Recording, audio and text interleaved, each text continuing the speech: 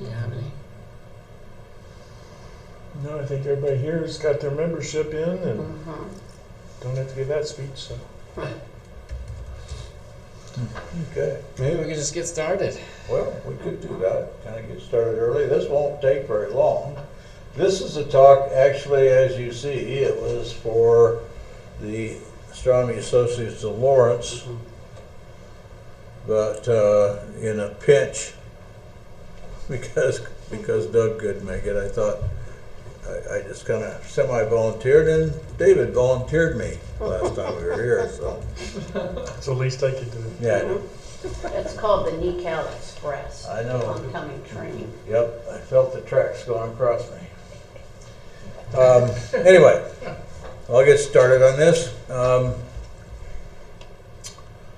There's been a lot of revisions to the Tombaugh telescope, as you probably know, and I was going to go back through and kind of show you the different stages of the Tombaugh telescope. It has changed several times. One of the people, or some of the people that are involved with the Tombaugh telescope in the early stages was Bruce and Barbara Torvald.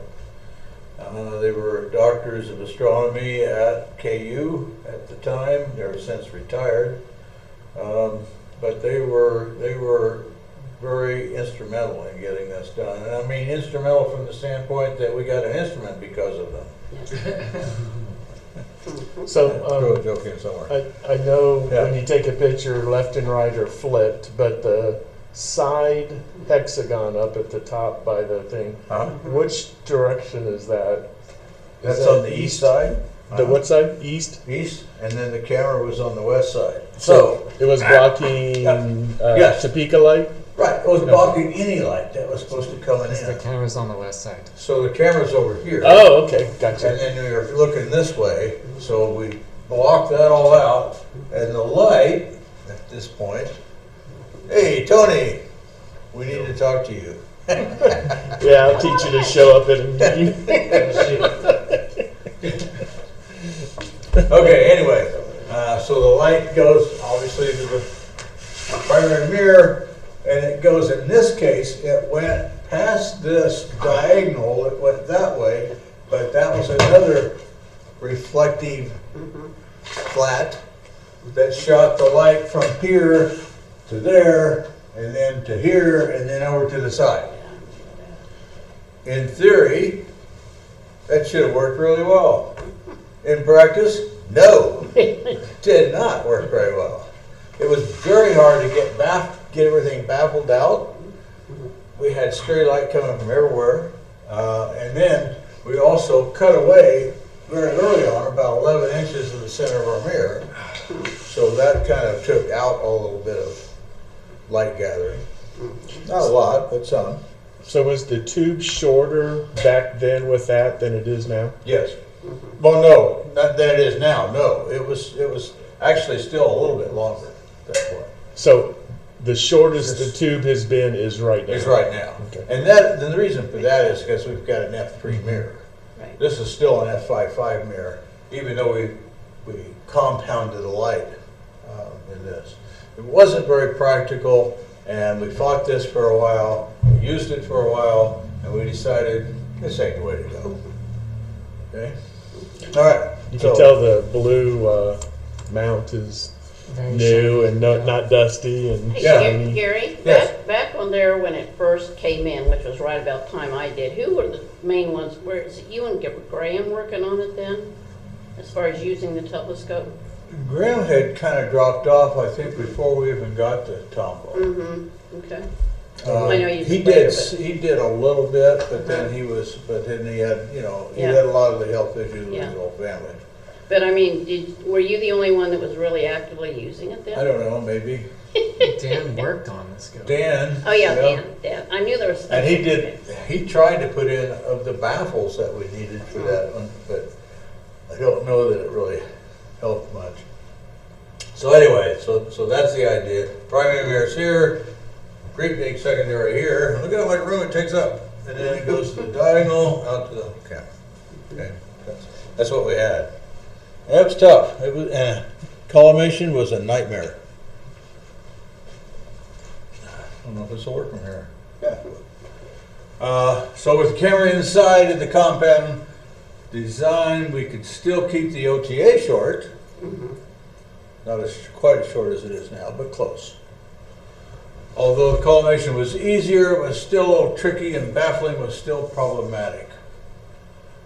We were baffled by that. There's another one. Okay. We still couldn't restrict the unwanted light, and our camera was pointed to the sky. If you think about that, you got a little bit of light coming off to the side of that 11-inch flat that was up there. It's going to go right into the camera if you don't have a really good baffling. And we still had a large percentage of the primary mirror blocked. We ran this way for a couple of years before we decided to change. So this is change number 2.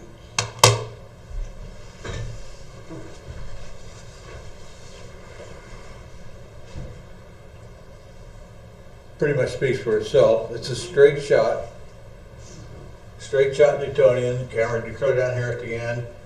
13-foot camera at maximum height above the floor was 15 feet. 15 feet above the floor. That's up there where the wind gets stronger. And wind resistance is futile. Didn't we had a different design when we had the big staircase for people to look into, didn't we? That was it. They looked through the side, though. Well, they did look through the side, and that was another. Let's see if that's in here.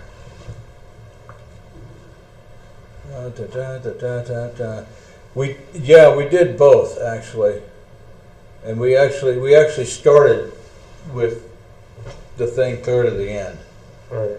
and then we went and switched over. Baffling collimation was easier. Prime focus. When the wind was calm, we had really good results. The problem is the edge of the Flint Hills, the wind is almost never calm. The wind restriction coupled with lighting from school activity severely limited our observation time, and as it will be now and more in the future, although the wind restriction now is not as big a problem. All right. So there's your example of the way we had that we could look through it. Okay. So rather than put the camera up there, we brought it over to the side, used the diagonal. Okay. But at one time, we just went the whole length of the tube and put the camera at the end of it.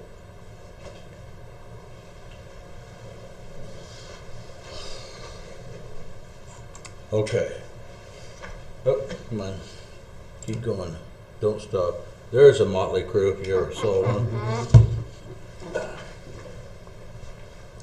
Some of the fast team. You might See, recognize F is the fat. That's the guy on the left. This is The A. What's the? well, let me tell you how this acronym came about. We actually started looking for an acronym for our group, and we come up with Farpoint Asteroid Search Team. We actually also tried to come up with another name, which was Farpoint Asteroid Research Team. You figure it out from there. It would have worked. We didn't think that would be as appropriate.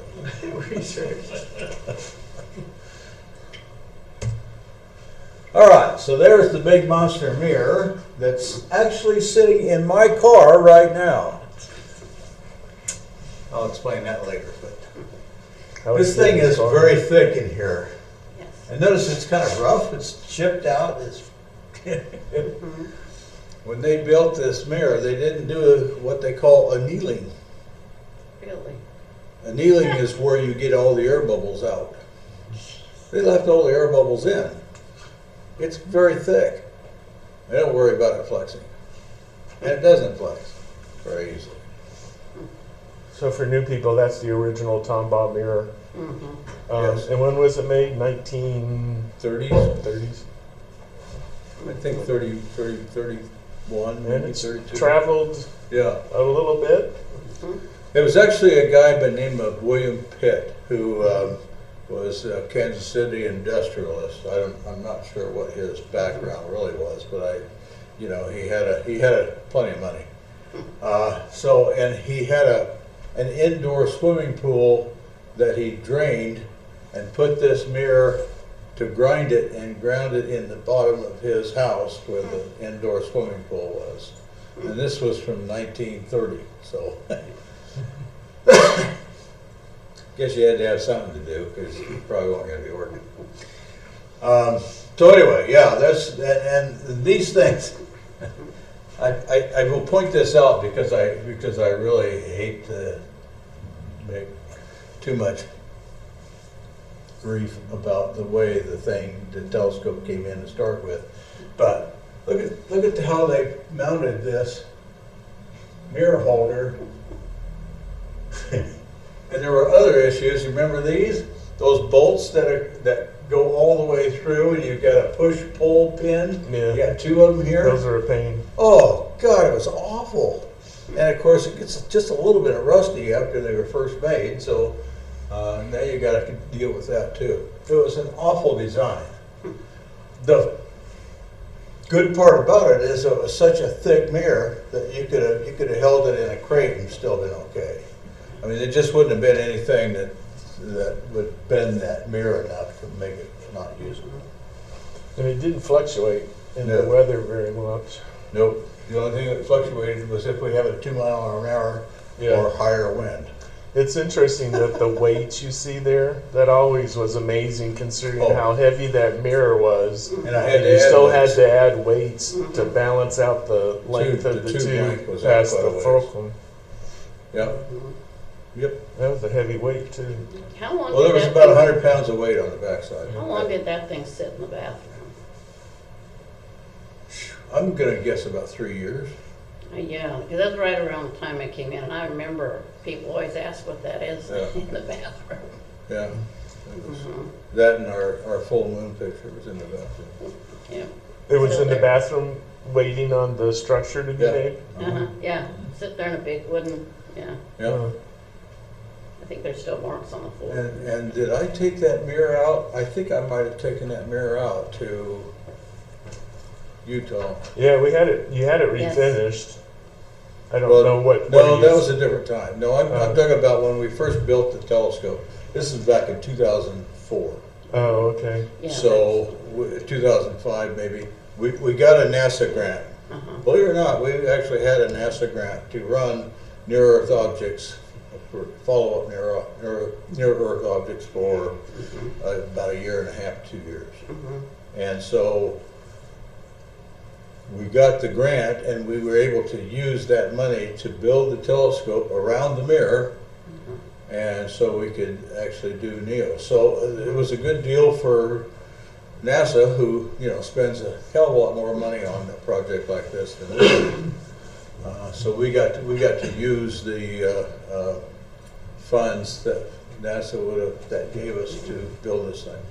And there just weren't that many other people doing it. There wasn't at the time, no, Yeah. and there wasn't not nearly as many surveys. The only survey that was really cooking at that time was Lanier. Out White Sands, I think. Anyway, so this is the big heavy monster here, and it was heavy. It's 200 pounds worth of glass. Our new glass is about 80 pounds, so we reduced that considerably.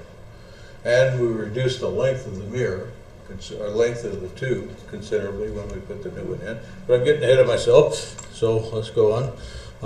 One thing that happened, and it's very difficult to pick out, and it's right here, this bar, it's very hard to see. It's actually easy to see it when it goes in motion, but just barely. It was a very difficult object to pick up. It was right around 22nd magnitude. October 21st, 2017, and the interesting part about this was the one that turned out to be the first interstellar object, and we were part of the confirmation Yes. that they used to determine that that was an interstellar object.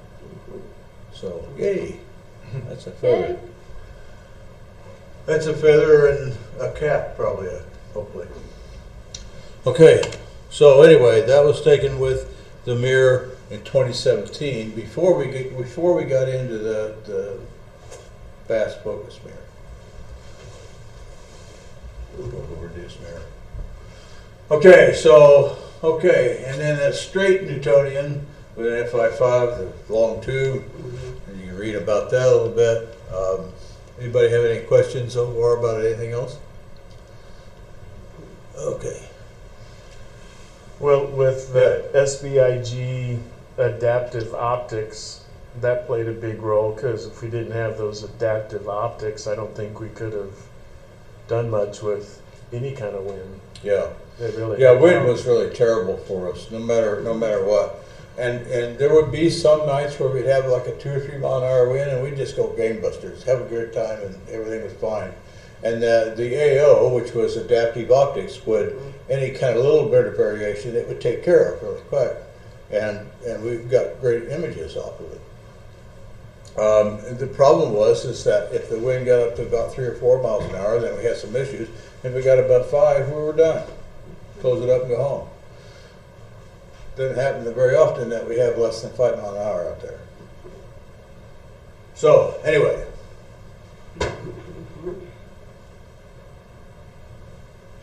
Okay. Well, I'll go on. Oh, I'm going backwards. Yeah, you go. Hey, just don't go backwards. Okay, There you go. so time for the next change. The next change came around, and I had this weird idea. This is about February, I think, of, I don't remember when it was, It was before COVID. 17, probably 2017. Anyway, I was, crawling around the internet looking for stuff to do, and I thought, I wonder if there's any places that give money to organizations like us. So I just did some searching. I looked around, and I ran across this one from Mount Cuba Astronautical Foundation. So I wrote a grant proposal. I figured, well, the worst they do is turn it down. I don't think we're going to get put on anybody's list if we do. So I thought I'd try it. And I got a response from a guy from there who said, one of the foundation leaders, who said, this is really a good time of the year because a lot of people don't send their proposals in this early. And so you got a better chance at it if you're sending it in soon. I got on that really fast. So we got about $30,000 from them to do the mirror, actually a little more than that, I think, to do the mirror and to supply materials to rebuild the scope.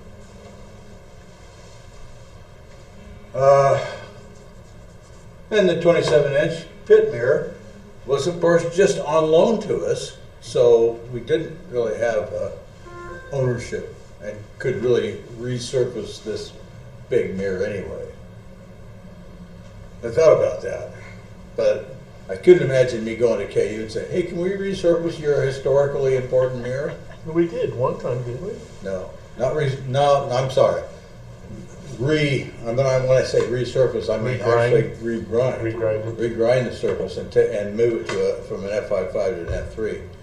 That was my original thought, and I thought, that's not going to fly. They're not going to want us to mess with that.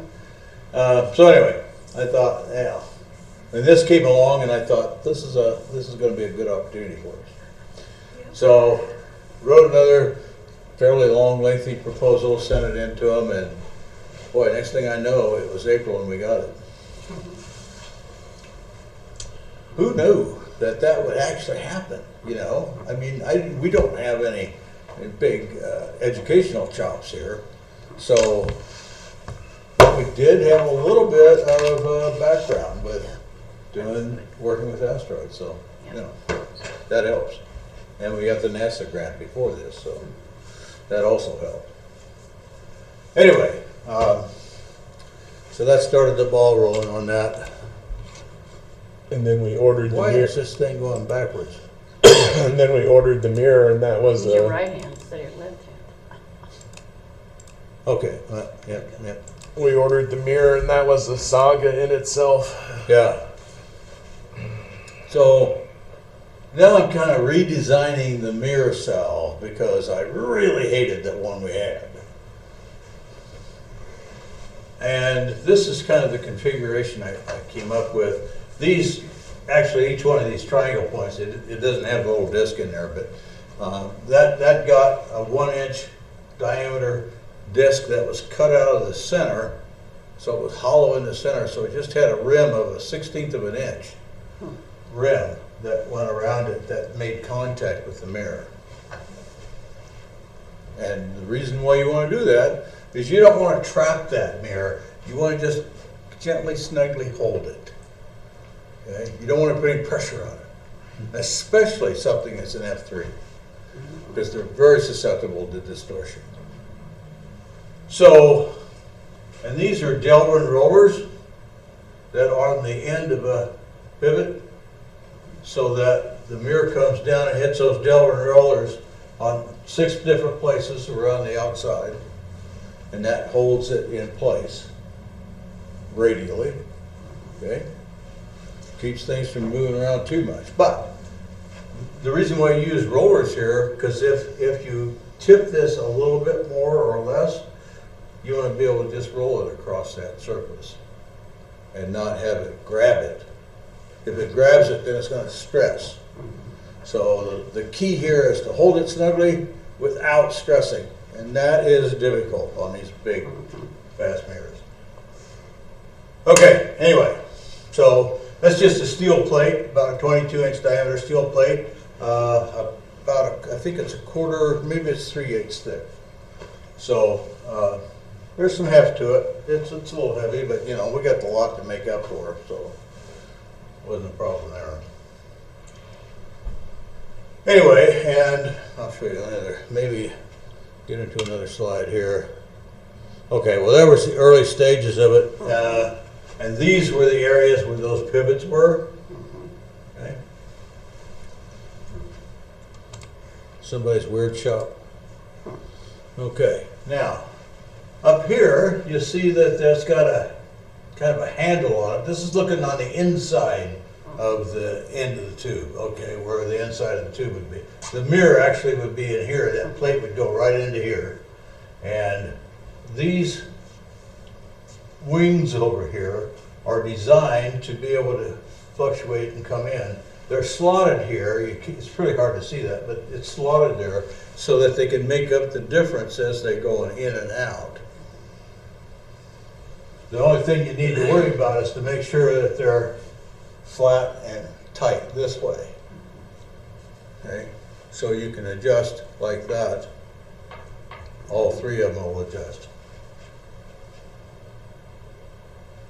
We've since put electronics on it. Yeah. Okay, so this was an interesting thing, I think. This is a baffle that we put inside, that I put inside. I keep saying we, I know it's mostly me, but and this is the cylinder that holds the on the back side, it holds the coma corrector, okay, and that comes in front of that coma corrector. All these baffles are pretty tiny. They're about an eighth inch baffle ring, goes a little 1/8 inch further in until it gets down to this point. And that is the shape of the cone of light that comes in from the primary mirror, and then the camera then would be over here. And that's a Delrin black plastic. And this is just aluminum. All right. Well, there's another shot of that, but oh, this is now putting some pieces together. That's the mirror surface where that's going to go on, and the triangles will go on that too. So you see they're built up a little bit away from the back. You had to have a little bit of extra room in here for these things to work, for the screws to be able to tilt the mirror. And you can tell my shop's pretty clean. There is the mirror mounted in this conglomeration of parts and material. That is the new mirror. We left it kind of wrapped up so we didn't hurt anything, and then we kind of got it just before we put it into place, we took the wrapping all off. Yeah, it's not that thick. It's not as thick as it looks in that picture. No, I know, yeah. The mirror cell, it's This is 2 inches. yeah, the styrofoam. And the center of that is 1 3/8. There's 5/8 of an inch Sagita in an F3. That's a lot. The mirror is like a bubble, and that whole mirror cell is like trying to hold a bubble without distorting Yeah, the sphere. yeah. That's how Yeah. sensitive that mirror is. It's unbelievable. incredibly different than what it was with the other mirror. I knew it was going to be a challenge, and it still is. We still have some issues in collimation, but we've kind of helped ourselves on that. We put in electronic remotely, that we could electronically and remotely tweak those threaded rods through there. Okay, it's very slow, but that's okay. I'd rather have it slow than too fast. Anyway, so you can see how much, I mean, the amount of work that's involved versus what they had on the back of that mirror, or that big mirror. They did a really poor job, I thought, on that. But, fortunately, we had a chance to redo it, so. All right, so now there's our whole assembly at this point. The main mirror's back here, and this is up here, and it's about, I think, what did I say it was, 92 inches now instead of 14 feet. I mean, and that's going from the very end of the telescope to this camera. You might talk about the camera, the new one compared to the old one, because that's what one of the grants paid for. Yes, well, Planetary Society also, at the same time that we got a grant from the Mount Cuba Astronautical Foundation, they had another round of Planetary Society Shoemaker Neo grants. So I wrote another one. I thought, what the hell, I can write 2 of these in a year. So I wrote the second one. Mind you, I am terrible at English. My wife took a lot of time redoing my stuff that I that I wrote to start with. So she gets a little credit for this too. It's not just me. Anyway, so the tube, we shrunk down the tube considerably. We took all the counterweights off the back, and we added a little bit of weight to the front with all this rigmarole here, so that we could get everything as close to exactly square on as possible.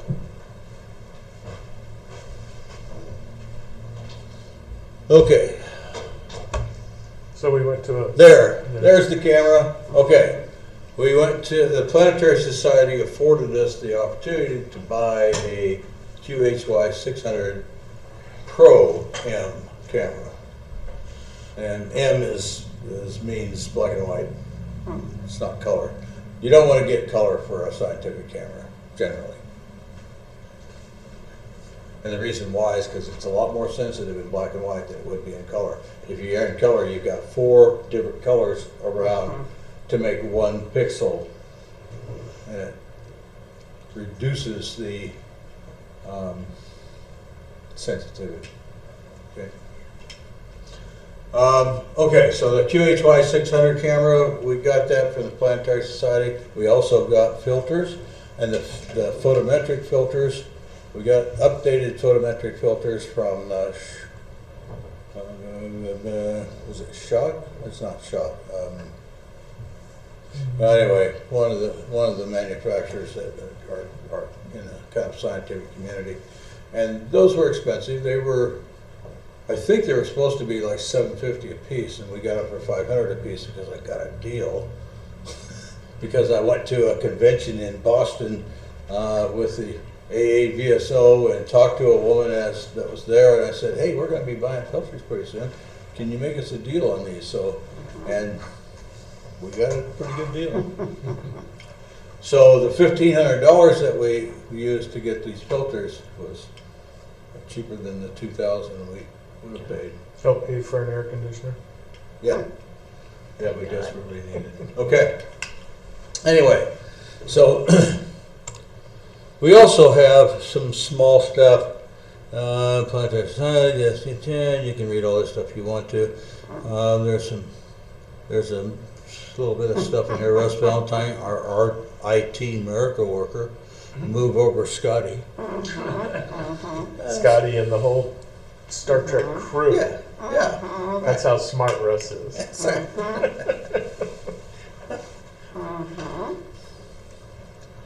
Too bad you can't cash all this in, because you'd be really rich, Russ. A big plus on the camera is that it was a full frame camera Right. compared to the other one, which is what, Was an APS. 40% of a full frame or An something? APS, yeah, it was an APS, I think it was an APS-H. And I have the little brother of this one, of the QHY600, that I use at my observatory. And I've got almost the same focal length, my focal length is a little bit longer than the 22 inch, or the 27 inch. Anyway, but it's same APS-C chip. So I get about a 30 arc minute field of view, and because we had to use a coma corrector that multiplies 1.18 times whatever your focus distance is, so we ended up with a f3.54, I think, overall, using the f3 mirror. Now, we could go with a different coma corrector and reduce that in some more, but there'd have to be a lot of changes made. Anyway, yeah, when we get to out of focus stars, we can just see how they look even remotely. We can watch how those stars are changing shape, see if we're getting closer to round stars and so on and so forth. Just take it out of focus. You don't use point source for that. Just take it out of focus a little bit, and then you get a pretty good idea of what's going on. And it turns the threaded rods very slowly, but it does make a difference, and you can get there. You just have to be a little patient. Okay, I don't know what we got left here. And Russ wrote the software to put that to work. Yeah, Gary designed it, Russ Yeah. did the software. yeah. This was all my mechanical design stuff, which looks like Frankenstein's wish list, but it works. I mean, that's the important thing. Before that, we had to get up underneath it and take Yeah. that big wheel and hand turn it Yeah, to try to get culmination. One guy would be on the computer and the other guy would be inside and in a move it, move it, contortionist post. a little bit more, don't go the other way. Yeah. And then Yeah. these two guys made that. So it's a big help. Well, the thing was, We if can it do it was out of remotely. collimation and you were remoting in, you had no way of doing anything. This way we can maybe get a chance to remotely collimate, which not too many people have that. Okay. All right. We got that already. Oh, well, we're down to the end. Yay. All right, so that was kind of a quickie tour, but it gives you kind of an idea of some of the iterations that we went through to get it to where we are today. I like the way it is today. The only thing that's tricky is that collimation is still very hard to make sure you get everything exactly right. But we're pretty close right now, so as long as we can keep it there, that's the main thing. Three big things was the mirror, and then the camera with the full frame makes such a wide field of view, and then We upgraded to Tyco Tracker, which is software that helps find the asteroid moving across the field. Before, we used a program called Astrometrica, and you had to eyeball the movement. I called it affectionately, "Where's Waldo?" amongst millions of dots. So we went with Tyco Tractor, which required a graphics card, a NVIDIA graphics card, and a new computer. So Yeah, it was these like- two guys have made some amazing things, and the telescope is amazing. Well, the software itself is pretty amazing, actually. And it's on the market for the steep price of $50. That's for the pro version. That's for the type of tracker software. Yeah. Okay, what is that software, I mean, how does it work? What's the general concept? Well, behind the that? general concept is this. If you've got an asteroid in there that you think is traveling about 2 arc seconds per minute in direction of about 290, which would be a little bit north of west, you can tell it an approximate position and direction and speed. Okay, you can get all that kind of approximately. You don't have to be very close. Within 10 degrees on the direction, say, Really? and Yeah. within 0.5 plus or minus 0.5 arc seconds per minute on the speed, and it will locate anything that's going in that range. You just throw all the images in, and you tell it you're looking kind of sort of in this position at this speed, and let it find it. And once it finds it, it kicks it out. It has a little dialog box, and then all of a sudden you've got a box that shows you where it's moving across the stretched out stars. So it's all pretty automated, pretty easy to do, and it's also easy to get screwed up with it. Well, 'Cause- so it finds it, but then you still have to, as far as what you report back. you All still we have to do now is just in each image, if we set it up so where we see it in 3 different sets of Yeah, images to make one image. So you got all these images in one set, another set, another set. So all we have to do is locate it, and on the screen it will show where that's going across. You just click on each set, and Just click on the location in each set, or just the Now, whole set? let's say you're putting in you click on the asteroid. let's say you're putting in 100 30-second images, and Tyco will automatically stack it. You could tell it how many data points you want. We typically go with 3, Yeah. but once it finds it, then it gives you a confidence level, like it goes low, medium, high. So, and then you have to check, because it could be something already discovered that it found. So you have to make sure that it's meeting the range of right. the current estimation. And then you just tell it to make the report, and you copy the report, and then you email it. Okay, so the software actually makes Software that makes report. the report. Yeah, it puts everything together. It has all of our information that we would report to the Minor Planet Center. All that's already in there. So all it does is the only thing that's different is each object will have its own kind of speed and direction. So it automatically knows all the stuff that's for our reports. And all we have to do is put the name of the object in there. So what else do you do?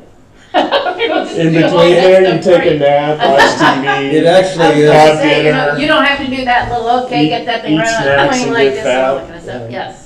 Yeah, it's actually a lot easier to do than the old Astrometric. I guess. Although I still have Astrometric out there, I still use it, and there have been times when I was able to identify something with Astrometrica that I didn't show up with Tycho Tracker. So Tycho Tracker is not perfect, but it's a hell of a lot easier and it's a hell of a lot faster. Well, but- it's not perfect, but then, well, you're pretty close though. Oh yeah, oh yeah, yeah. Yeah, that's interesting. That's a lot. Anyway, yeah, that's how we do that, and I don't know. I think we're in pretty good shape with where we're at right now. So anyway, if you come out at public nights, usually not me anymore, but Gary or someone will run the tomball. It's really cool just to sit in a chair and kind of watch it.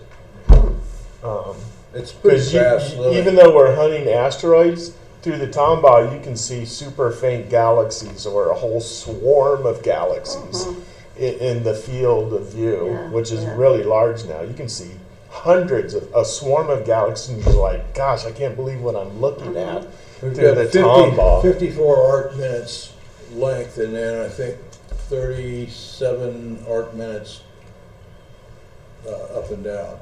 And we would have had more than that, except that when we went to this coma reducer, that reduced our focal, or increased our focal length a little bit. But anyway, the point is that we diagonally you've got more than a degree field of view, so it's pretty good size. Are you sure you don't want to get trained on doing some NEO work there? You could handle it. Because I'm moving to Colorado here at the end of the next month, so There's going to We be got- We're gonna lie We in got- wait for him at the Texas. we got two Colorado guys border. in training, but you would be a good one too. That is just, I mean, I messed with it a little bit years ago, and I'm just thinking about what that was compared to this. It's Yeah. like, holy Toledo. Gee, Chris. Well, and Wildwood's gotten more sophisticated here, so has Oh, yeah. the work that everybody else is doing. So they, there's a lot more competition now than there ever was to get these things picked up. So anyway, yes. So that's where we stand now, and I think we're at a good stopping point. I'm hoping. Well, for one thing, I'm getting too old now, and I'm not going to be doing another big project. I've said that before, and David always says, "Oh yeah, you will." No, I'm done. You'll be sitting there in a chair going, "Oh, you young whippersnappers, you're doing That's it right. all He wrong. already does that. Been doing that for years. Get Russ on the phone. Get him over here." So anyway, and you're, anybody's welcome if they want to get trained on the tomball. Now I say Well, that was part of my questions. But, no, I'm sorry. So, Yeah, Russ something. and Gary said it was okay. So, once things Yeah. get settled in and we start figuring out what's what, I can help a That'd little. be good. So anyway, we can use the assistance, and my training is really pretty skimpy, from the standpoint that it's hard to pick a time when everybody can get out there at the same time, and it's clear, and you don't have a lot of other things going on. So it's difficult, and then I've got to be able to get out there at the times when everybody else can get out there. But it's tough. I mean, it's hard to, with our weather pattern, and especially the way things are, and of course with this smoke season, it makes things pretty tough too. So anyway, but if you're interested in that, give me a holler. We'll try to get something going. Okay, well that's all I've got, and it's 7:45. I think I did pretty good.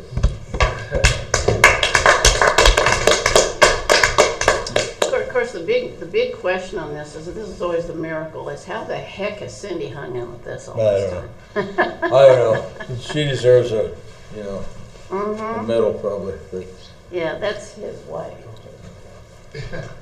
She's a yeah, really she's nice been up lady. with this for many, many years. I think it's good that we both have kind of interests that are aside from each other, Yeah. because we would have drove each other nuts otherwise. Why don't you do a little reminisce of the old days with the floppy disk? Oh, why? I think there's guys, a couple of guys might be interested in what was it like before the tomball, because the observatory was built, but the tomball wasn't Right. there. You had a We 12-inch. We had a 12-inch LX200. Originally, I had a 17-inch Coulter Optics, awful-looking fork-mounted Newtonian in there. Were you with the group then, in Russ? That was before you? That was before almost everybody in here. But we then switched over to the 12-inch LX200 just because we could drive that, and it was a great technological advance to go from a push-pull kind of telescope, even though it was geared. I mean, it would track, but you had to push it and pull it to get it to where you're going. I used star hopping originally to find asteroids. Star hopping to find asteroids. That was difficult. And Gary's often said back in that day, you just point your telescope and you would find an asteroid. Well, here's the thing, and you would always kind of shoot for the opposition point, here it's called now, but anyway, Earth's shadow that's out in space, because the sun's way on the other side. But that's where the asteroids come closest to us, at that opposition point. Okay, so they're going to be at the brightest. So you shoot around that opposition point in the early days, and you find, you know, you got 3 or 4 asteroids in the field, and 2 of them would be unknown. Yeah. 2. Yeah. The problem that you run into is that you have to have at least 2 nights and probably 3 nights on every one you turn in as new. Now, the problem is you've got one that's over here in the field, one that's down here in the field. This guy's going this way, this guy's going this way. So you would have So to. the next night, Was it Astrometrica that helped you figure out the angle? it and was stuff? actually computer-aided astrometry by John somebody. John the Baptist. He lives in California. I don't remember his last name. I don't think it was Baptist. Well, I mean, that's how old it was, is what I'm Yeah, making yeah. a joke about. Pretty close. Pretty close. Anyway, so you would shoot that first night's image, and you'd find 2 asteroids in there were unknown, and they would start heading off in different directions. Now that means that next night, or the next night you can get to it, you're going to find this guy way up here now, but this guy's clear down here, out of the field of this one. So now you got to take 2 sets of images. Oh, we found 3 more in that one and 1 more in that one. You see the geometric progression that happens here? So based on one night observation, you'd have to figure out what the speed was, Right. and then figure out on the clock, at the time you're observing the second night, how far it would have moved, because your Well, field no, of view back then wasn't very big, was it? No, it wasn't. Yeah. It was pretty You had small. one So, of the camera with the little floppy disk that went in it, right? well, no, we didn't didn't have have a that floppy one? disk that went in it, but Oh. we had a floppy disk. We had 2 computers, and we had one imaging computer, and we had another one on the other side of the room. So you just That had a was digital camera? That was the doing the analysis one. Yeah. Okay, so we had analysis on one computer. We didn't have connection between the 2, so we took floppy disks, you know, the 3x5s. Mhm. We stuck them in there. We got like 3 or 4 different objects, basically filled up the disk, and then brought it over and did analysis on those objects. That's how we did it. And then we turned the data into the Minor Planet Center, and away we go for the next night. So it was a really strange environment. What it Those was. were And what, this is more than one person 1 doing it. megabyte disk, so gosh, they couldn't have held very many images. Of course, the images size back then was 1.44, wasn't it? 1.4, but you probably had some software on there. Yeah. Or you had some files, Just basic files, files. basically, yeah. So the size Just image of files. the image file size, I don't know, Yeah. what, 100 Yeah, you megabytes? You couldn't put very many images Yeah. on one. Yeah. But you didn't need to. These things were 18th magnitude. So. Anyway, but that was the old days. Now there was 1.3 million asteroids now known. At that time, there was less than 10,000 asteroids with official designations. And you got interested in, I'm sorry, this is my last meeting, so Yeah, yeah, I'm yeah. No, I'm I'm kind of giving honor this to is- Gary and Russ and yeah. all these guys, so I'm asking these questions because I don't get to compliment them again in person, maybe forever, I don't know. But you told me one time that you got interested in near-Earth objects by reading an article in Sky and Telescope. Well, actually, get the asteroids. Getting The asteroids. into any asteroids, Asteroids, was a guy by the name of Dennis DeChaco. who wrote in Sky and Telescope magazine in 1995. He had a, I think it was an ST7 camera. And it was, you know, ST7 cameras were like $4,000 during that time, or more. Anyway, he was using that. I had an ST6 for a while. That was expensive for a tiny little chip. So before you got into asteroids, what were you doing astrometrically wise? Nothing. Did you jump right into it? Asteroids was what Asteroids you jumped right was what I into? jumped into. In 1997, just to give you a little bit of reference, I started an asteroid program that basically I was the only one doing it. Okay, and then other people kind of joined in a little bit later. I had a couple of kids basically that were like 16, 17 years old that was involved for a while, and you know they stayed in, they learned a little bit, and then they left. And, you know, there's a lot of times when I was doing it by myself, but there was a lot of times when Graham came in about 1999, and kind of a little bit late in the year, and he started finding asteroids, and I started finding asteroids, and then we found the comet. So, you know. Well, they had, you know, Gary would be doing the imaging, and then Graham would be over there doing the, you know, calculating all that kind of stuff. That's how you guys broke it up there for a while. Well, we switched back and forth, Yeah, but but yeah. I mean, yeah, that was kind of, because you, have you ever seen this guy looking at this thing on the screen, and there's something in there so small that even a gnat couldn't see it, and he spots it? I mean, it's still, it just amazes me how he could do that. I mean, I was trying to do some, but he just would do that. Tycho does that now. Huh? Tycho does Yeah, that now. shut up. But the thing I remember so much about this was that when those two were working, they were both smoking at the time. And how in the heck, I mean, I'm surprised those screens weren't yellow, because I would come in, you know, like set up a meeting or something, and the first thing I'd have to do is take the 2 coffee cans and go dump the cigarette butts out. Open up the door, open everything else up, and try to clear that out so that you could breathe for a meeting or for an open house or something. Yeah. I mean, they really, I never knew they you just, smoked. when they got into it, they were into it. You know? Well- She was hoping that we would have built the observatory differently, where both roofs would have rolled off. Yeah. But I mean, you know, I did just a little bit of it. It's really fascinating stuff. But of course, I had kids and everything. I couldn't do it back then. But I will never forget the Duo coffee can full of cigarette butts.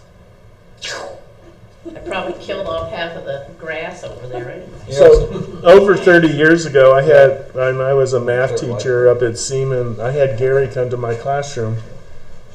And based on that date you gave, Gary, I think you visited my classroom before the asteroid stuff. You had the orange C8, Yeah. and you came and talked to like geometry students in 9th grade, and that was before 1997. Because I'm calculating by years.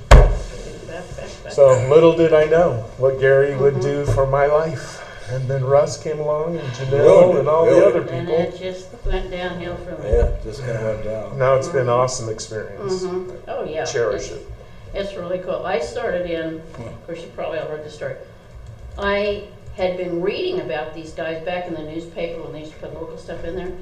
And I've been keeping track of it. And my daughter, my youngest, turned 16 in August of 1996. So she could drive herself everywhere. And I was the next September, bingo, that was the first time I got to go to a NECAL meeting.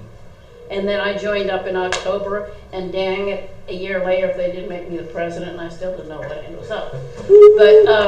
But it's to watch, you know, to watch Gary and I mean, it just, you know, he'd pull off his glasses, and he'd look at that screen. And I don't know how the heck he did it, but it was amazing to watch him do it. It really was. Somebody's phone's ringing. And now it's all, you know, it's all computerized and everything like that, but the dedication, you know, that would do in there. And I think there was one time when I pulled an all-nighter, you know, working with him. And Never happened again, by the way. no, it didn't. It didn't, because it was kind of like, yeah, I got home and I just you know, then I had, of course, then I had to start, you know, working with the kids and everything else, but it's just amazing. I mean, you know, it can be so dang addictive. And, you know, between all my other, you know, family and stuff, I haven't been able to do nearly as much as I would like to, but still, I mean, I'm an astronomy nut and I'll be till the day I die, but to watch what they can do is just amazing. It just is. Yeah, if you give